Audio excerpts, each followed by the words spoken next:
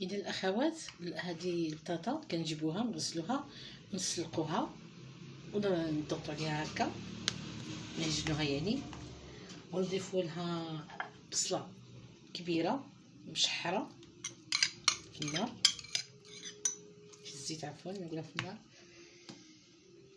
هنا شويه معدنوس، ديروا الكميه اللي بغيتو.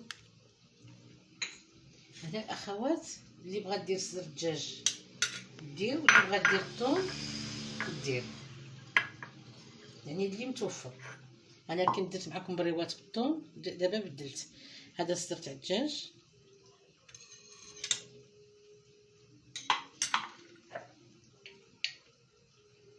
نديرو شويه بزار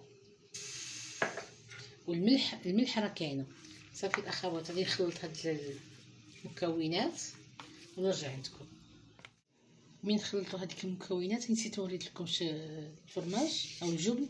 ديروا نتوما المثلث ولا اي فرماج عندكم موجود، موزاريلا ولا، واللي بغات دير لي زيبينار سبانخ او الفطر يعني تضيفوه. انا كنت درتو معكم والبارح، ما بغيتش ندير نفس الشيء.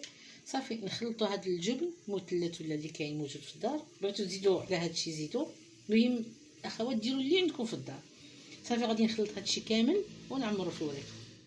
اذا الاخوات ها هما السيجار اللي درت بالبطاطا والصدر تاع الدجاج ولا الطون اللي متوفر عندكم الاخوات، هما درتهم هكا.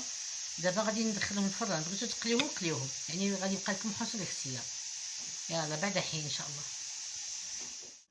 ها هو الاخوات السيجار تاعنا هكا كيجيو زوينين.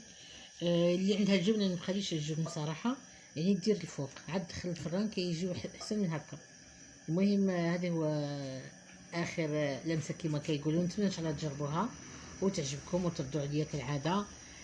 الى هنا نقول لكم صحه لكم والى اللقاء.